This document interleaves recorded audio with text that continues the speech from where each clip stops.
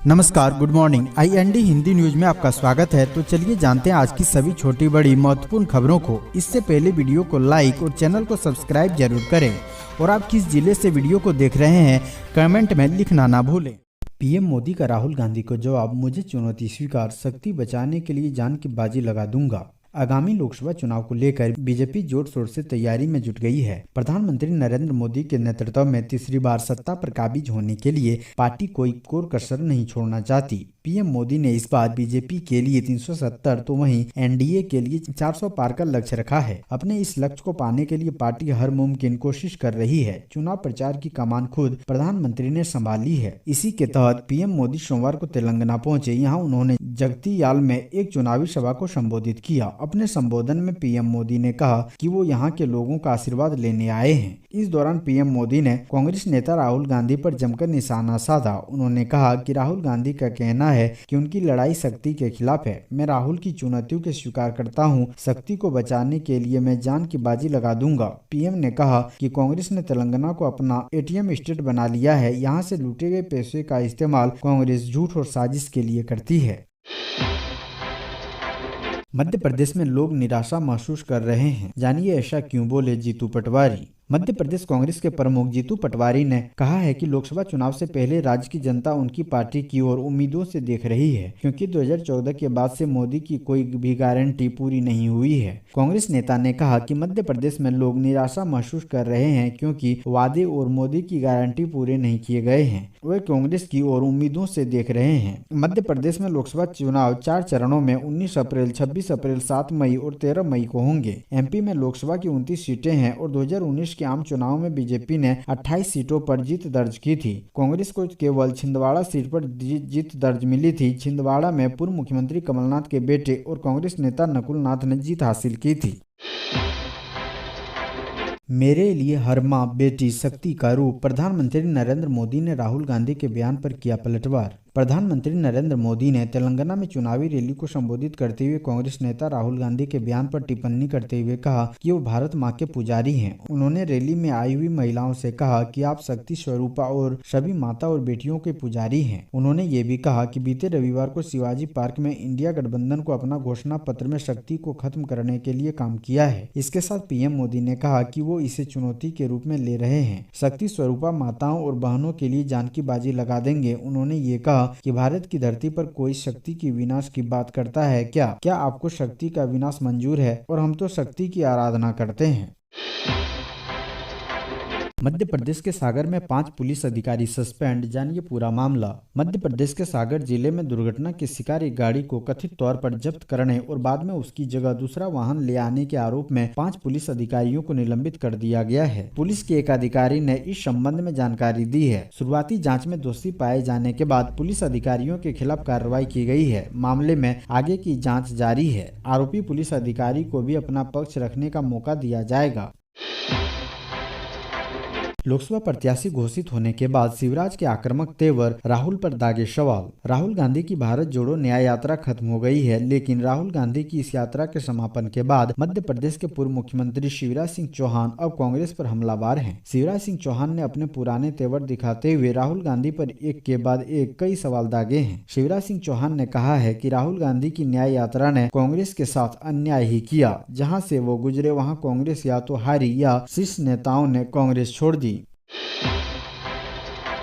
ज्योतिरादित्य सिंधिया ने circuit house में गुजारी रात, जब कटवाई 600 रुपए की रसीद तभी मिला कमरा। आदर्श आचार संहिता लागू होने के बाद केंद्रीय मंत्री ज्योतिरादित्य सिंधिया को मध्य प्रदेश के एक सर्किट हाउस में रात्रि विश्राम करने के लिए रसीद कटवानी पड़ी। गुना संसदीय क्षेत्र से बीजेपी उम्मीदवार सिंधिया ने PWD विभाग के खाते में 600 रुपए का चालान जमा किया, तब जाकर उन्हें सर्किट हाउस में रुकने की अनुमति मिली। ज्योतिरादित्य सिंधिया को VIP कक्ष में ठहराया गया। VIP कक्ष में रुकने के लिए सिंधिया ने शासकीय खाते में 6000 रुपए जमा किए। इस दौरान सर्किट हाउस के दूसरे कक्ष में गुना कलेक्टर सत्येंद्र सिंह के लिए भी कक्ष आवंटित था।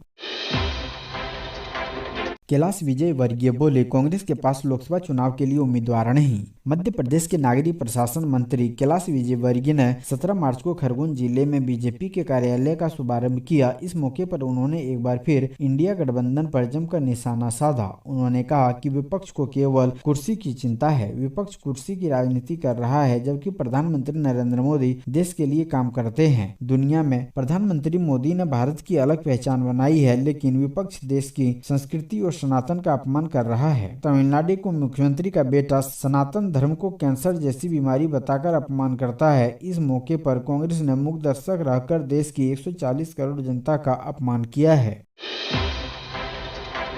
एमपी सरकार ने लाखों कर्मचारियों का मनोबल बढ़ाया। लोकतंत्र में लोकप्रिय सरकारें जो योजनाएं बनाती है उसे लागू करने का जिम्मा शासकीय सेवकों या सरकारी कर्मचारियों पर ही होती है। इसी वजह से सरकारों की यह भी जिम्मेदारी होती है कि इन कर्मचारियों की आवश्यकताओं को ध्यान में रखें। अगर शासकीय सेवक अपने घर परिवार की छोटी छोटी जरूरतों को पूरा करने की चिंताओं में ही उलझे रहेंगे तो जनहित के लिए उनके पास जो काम होते हैं वह प्रभावित हो सकता है। इसलिए कल्याणकारी सरकार को बहुत ही व्यापक दृष्टिकोण से काम करना होता है।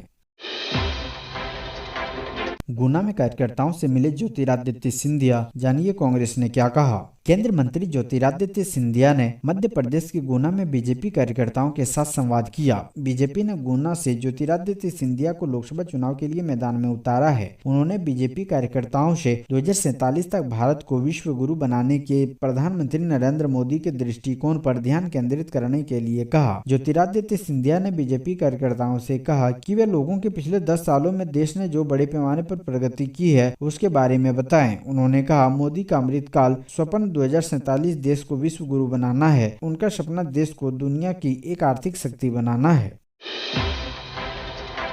पूर्व मुख्यमंत्री के करीबी ने थामा भाजपा का दामन, लोकसभा चुनाव से पहले कांग्रेस को बड़ा झटका। लोकसभा चुनाव की तारीखें जैसे जैसे नजदीक आ रही है वैसे वैसे कांग्रेस की मुश्किलें बढ़ती जा रही है। मध्य प्रदेश में कांग्रेस को कई बड़े झटके लग चुके हैं और अभी भी कांग्रेस के कई बड़े दिग्गज नेता पार्टी का साथ छोड़कर भाजपा का दामन थाम रहे हैं। इसी कड़ी में मध्य प्रदेश कांग्रेस को एक बड़ा झटका लगा है। एमपी के पूर्व मुख्यमंत्री कमलनाथ के करीबी नेता कांग्रेस छोड़कर भाजपा में शामिल हो गए हैं। मिली जानकारी के अनुसार पूर्व मुख्यमंत्री कमलनाथ के करीबी और कांग्रेस नेता सैयद जाफर ने कांग्रेस का दामन छोड़कर भाजपा में शामिल हो गए हैं। सैयद जाफर ने ट्वीट कर पहले इस बात का संकेत दिया था। सैयद जाफर ने कमलनाथ और केंद्रीय मंत्री सिंधिया के साथ कुछ तस्वीरें शेयर करते हुए लिखा है कि पुरानी यादें। उनके इस ट्वीट के बाद कयास लगाया जा रहा था कि सैयद जाफर भाजपा में शामिल होंगे। वहीं दूसरी तरफ भाजपा प्रदेश कार्यालय में सैयद जाफर समेत कई अन्य दिग्गज नेताओं ने भाजपा का दामन थाम लिया।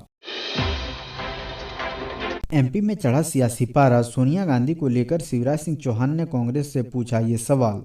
लोकसभा चुनाव की तारीखों के ऐलान के साथ ही सरगर्मियां तेज हो गई है। नेताओं के दल बदलने से लेकर सियासी बयानबाजी का दौर जारी है। नेता एक दूसरे पर आरोप प्रत्यारोप लगा रहे हैं। इसी बीच मध्य प्रदेश के पूर्व मुख्यमंत्री शिवराज सिंह चौहान ने कांग्रेस पर हमला बोला है। साथ ही उन्होंने कांग्रेस अध्यक्ष मल्लिकार्जुन खड़गे और राहुल गांधी से कुछ सवाल भी पूछे हैं। शिवराज सिंह चौहान ने सोनिया गांधी, अयोध्या में राम मंदिर का न्योता ठुकराने, संदेश खाली पर चुप्पी समेत कई मुद्दों पर कांग्रेस को घेरा। पूर्व सीएम ने कहा कि मैं राहुल गांधी और मल्लिकार्जुन खड़गे से 4 सवाल पूछता हूं। शिवराज सिंह चौहान ने सवाल किया, जब अयोध्या में प्राण प्रतिष्ठा हुई थी तब निमंत्रण मिलने के बाद भी क्यों नहीं गए थे। इसके अलावा पूर्व सीएम ने कांग्रेस से सवाल पूछा कि संदेश खाली की घटना पर कांग्रेस का एक भी बयान नहीं आया। इसके अलावा शिवराज सिंह चौहान ने कांग्रेस से ये भी पूछा कि पीएम मोदी के खिलाफ हमेशा असभ्य शब्दों का प्रयोग क्या यही ईडी गठबंधन का चरित्र है। और आखिर में पूर्व सीएम शिवराज ने सोनिया गांधी को लेकर सवाल किया। उन्होंने पूछा कि सोनिया गांधी ने लोकसभा का चुनाव क्यों नहीं लड़ा। इसका जवाब भी जनता चाहती है।